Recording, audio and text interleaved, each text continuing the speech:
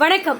விடிய காலையில எழுந்திருச்சு வாசல கூட்டி தண்ணி தெளிக்கிறப்போ அந்த தண்ணியோட சேர்த்து பசுஞ்சாணத்தையும் கரைச்சு நம்மளுடைய வாசல்ல தெளிக்கணும் அப்படின்னு நம்மளுடைய முன்னோர்கள் நமக்கு சொல்லி கொடுத்திருக்காங்க.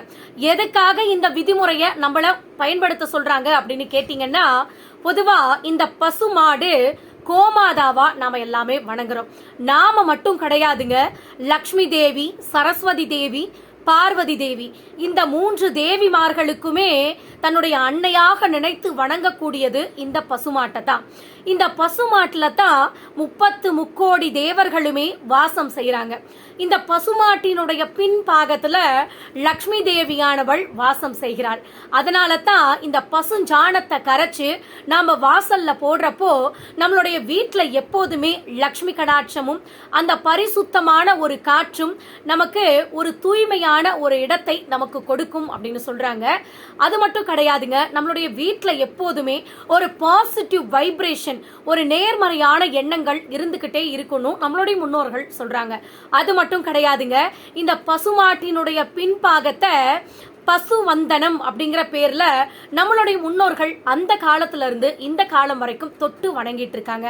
இந்த பசுஞ்சாணத்தை அடிச்சு பெருக்கி கூட்டினதுக்கு அப்புறமும் நாம உணவு சாப்பிட்டதுக்கு அப்புறமும் அந்த இடத்த பசுஞ்சாணத்தை கரைச்சி தெளிச்சு விடணும் அப்படின்னு சொல்லியிருக்காங்க. இதுக்கு என்ன காரணம்னு கேட்டீங்கன்னா, நாம இந்த மாதிரிலாம் மொழிகி தெளிச்சு விடுறப்போ தேவையில்லாம விஷச்சந்துக்கள், விஷப்பூச்சிகள் நம்மளுடைய வீட்டுக்குள்ள வரவிடாது. அந்த காலத்துலலாம் மண்ணுல தாங்க தரை இருக்கும். நம்ம வீடே பாத்தீங்கன்னா மண்ணு தரையாதான் இருக்கும். அப்போலாம் சாணத்தை கரைச்சுதான் வீடு மொழுகுவாங்க.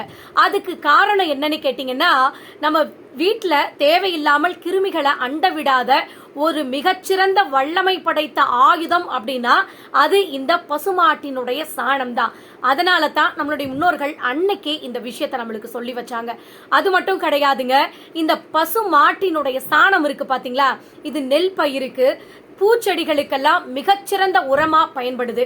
நம்மளுடைய நீர் இருக்கு பாத்தீங்களா, திருநீர், இந்த திருநீரை இந்த பசுமாட்டு சாணத்தை உருண்டை பிடிச்சுதான் திருநீரே தயாரிக்கிறாங்க.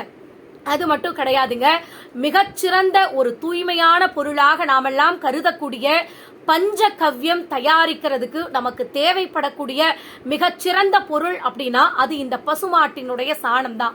அதனால இந்த பசுமாட்டோடைய சாணத்தை நாம ஏன் தெளிச்சு விடணும் அப்படின்னு நம்மளுடைய முன்னோர்கள் சொன்னதுக்கு இதுதாங்க காரணம். நம்மளுடைய முன்னோர்கள் எப்போதுமே எந்த ஒரு விஷயத்தையுமே சாதாரணமா சொன்னது கிடையாது. இந்த மாதிரி ஆன்மீகத்தோடு சேர்த்து அறிவியலையும் புகுத்து வச்சிருக்காங்க.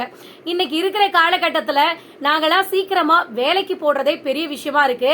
நாங்க எங்க பசுமாட்டு சாணத்தை தெளிக்கிறது அப்படின்னு நிறைய பேரோட மனசுல ஒரு கேள்வியா இருக்கலாம். ஆனா உங்களுக்கு நேரம் கிடைக்கிறப்ப ஒரு வெள்ளிக்கிழமை, ஒரு செவ்வாய்க்கிழமை எங்கேயாவது சாணம் கிடைச்சதுன்னா அதை கரைச்சி உங்களுடைய வாசல்ல தெளிச்சு விடுங்க. அப்படியும் இல்லையா, இந்த பசுஞ்சாணத்தை உருண்டை பிடிச்சு உங்களுடைய சாமி ரூம்ல வச்சு அந்த உருண்டை மேல ஒரு 2 அருகம்புல்ல சொருகி பிள்ளையாராக நினைத்து நீங்க வழிபடலாம். இதுவும் நம்மளுடைய வீட்டுக்கு ஒரு பாசிட்டிவ் வைப்ரேஷனை கொடுத்துக்கிட்டே இருக்குங்க. நம்மளுடைய ஆரோக்கியத்திற்கும் சரி, நம்மளுடைய மனசுக்கும் சரி இந்த பசுஞ்சாணம் எந்த அளவுக்கு முக்கியமானது அப்படிங்கறத நீங்க இப்ப உணர்ந்திருப்பீங்கன்னு நினைக்கிறேன். இந்த வீடியோ பதிப்பு உங்களுக்கு பயனுள்ளதா இருந்துச்சுன்னா மறக்காம நம்மளோட சேனலை லைக் பண்ணுங்க, ஷேர் பண்ணுங்க, கமெண்ட் பண்ணுங்க, மறக்காம சப்ஸ்கிரைப் பண்ணுங்க. நன்றி, வணக்கம்.